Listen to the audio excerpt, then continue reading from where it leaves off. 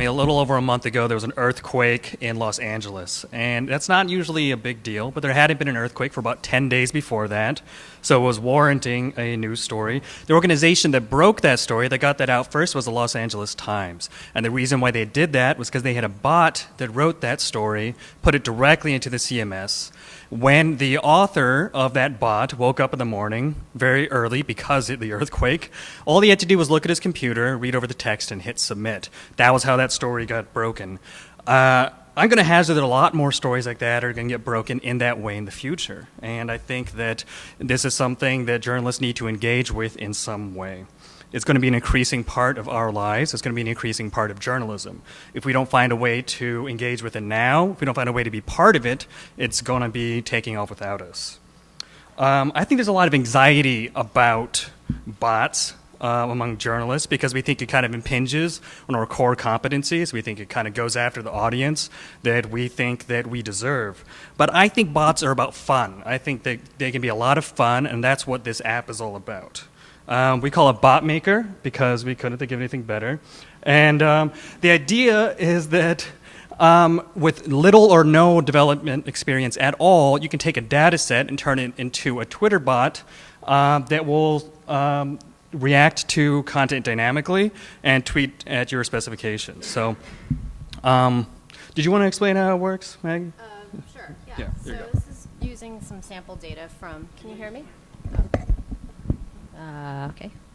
So this is using some sample data from the pollen forecast, and set the key, and this will pull out all the columns that, or the data, the variables that you want to add in, and then you can insert whatever text that you want to put in. So preview what it'll look like. This takes out one sample row, and then when you click Final Submit, it will take the data and tweet it onto your account. All right, so it's as simple as that. You can take a data set. Perhaps it's hooked up to a scraper that you already have looking at data live, or you can actually just load it in manually into a Google spreadsheet. If you can use a Google spreadsheet and you have a Twitter account, you can use this tool and you can run a bot. Right now, it's running every 5 seconds. It's a relatively unobtrusive, inoffensive way to make a bot, right? It's not in your face. You can follow it. It can be there with the rest of your followers. You can set it to alert you. It doesn't have to be a huge part of your experience. But there it is, and it took seconds to make.